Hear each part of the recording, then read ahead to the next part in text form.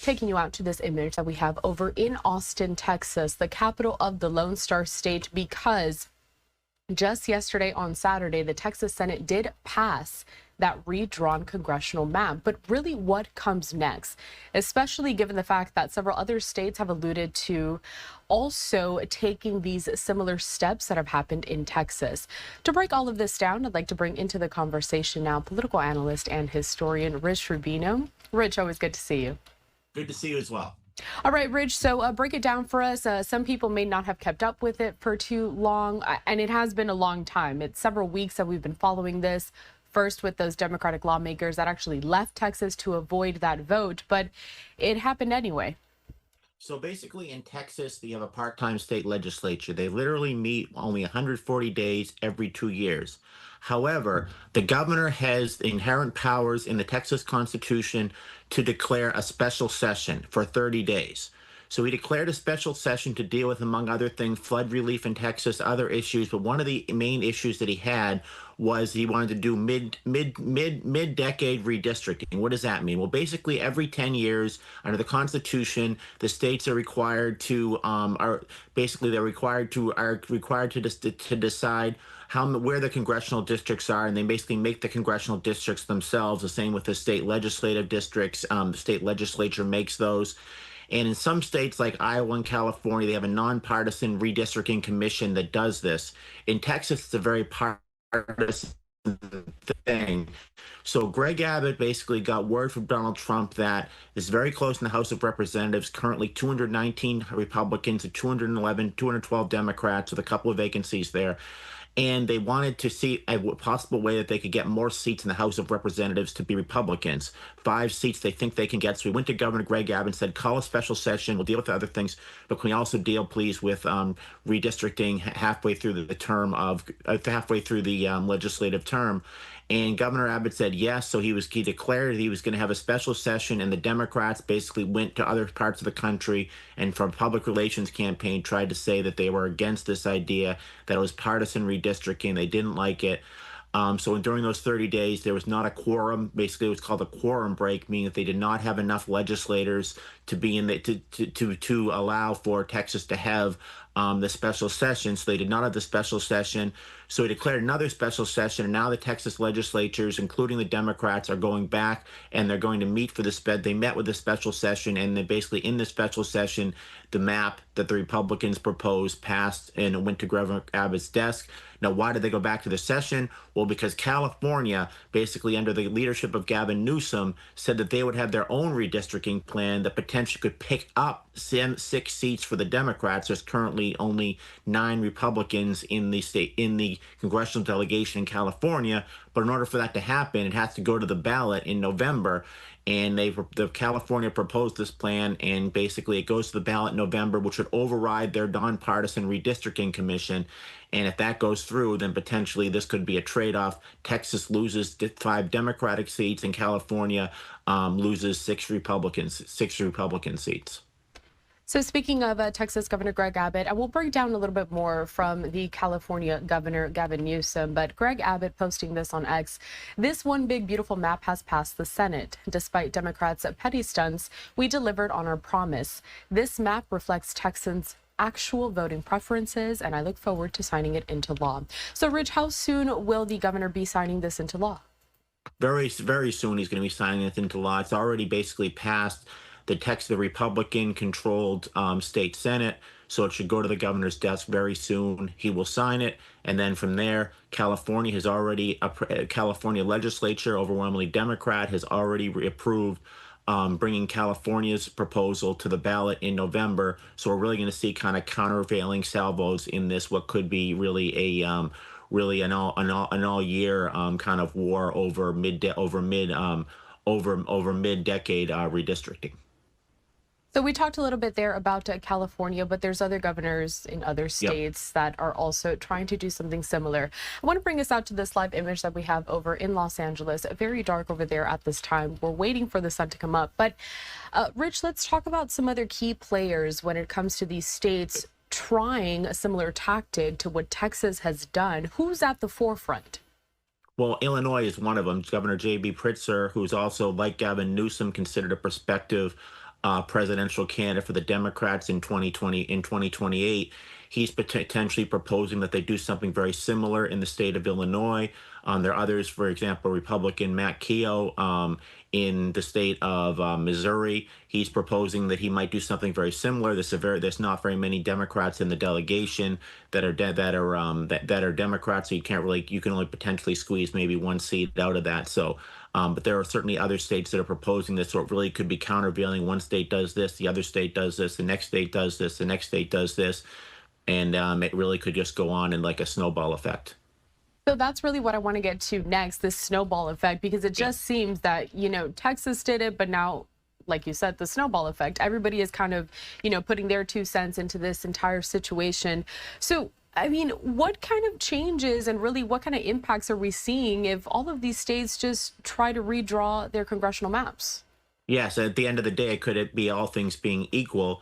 But basically, it's called, the term, by the way, is called gerrymandering. It was actually named after Elbridge Gerry, the governor of Massachusetts, who signed it into law. How it got from Gerry to Jerry, nobody really knows. But that's where the term basically came from. And it's just basically a partisan way to, it's basically that there are different ways to do it. There are different ways to gerrymander. One way is partisan gerrymandering, which this is going to be, which is just blatantly trying to benefit one political party over the other.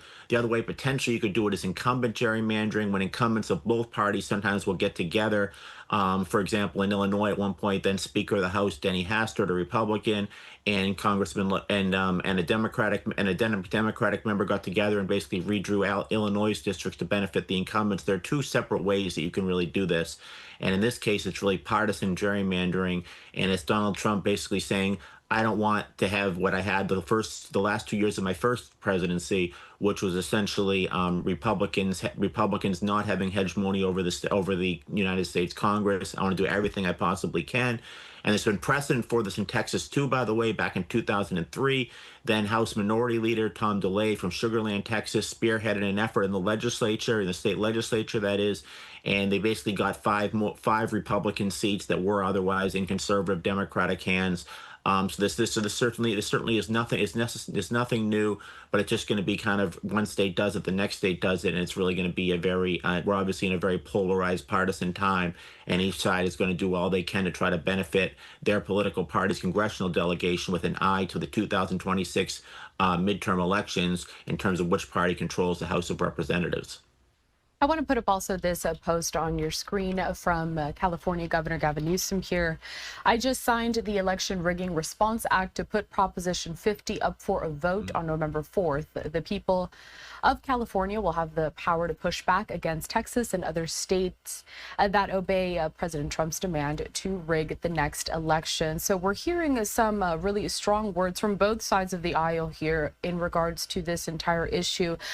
So Rich, you have mentioned a few pivotal moments in history where we've seen certain redrawing of congressional maps that have been impactful to those particular states. But have you seen something like this specifically where it's just like a back and forth and it almost seems never ending? And I mean, when is this going to come to a stop? Not really a back and forth. I think the closest similarity is probably what happened in Texas back in 2003. At the time, the Texas had conservative Democrats like Charlie Stenholm, Nick Lamson, and basically what happened in the state of Texas is they redo the maps. So consequently, the conservative Democrats, only one of them survived, and one of them did survive, and that was Chet Edwards, who represented the Waco, Texas area. But the other Democrats were eventually ended up losing to Republicans that time around. That's probably the closest parallel we really have to 2025. So I do want to look ahead to these 2026 midterms because they are the reason why all of this is happening. Rich, what are you really looking out for in these coming midterm elections? What are some of the key races that you're watching out for? Yes, and usually it's called the 6-year itch. Generally speaking, the party that holds the presidency loses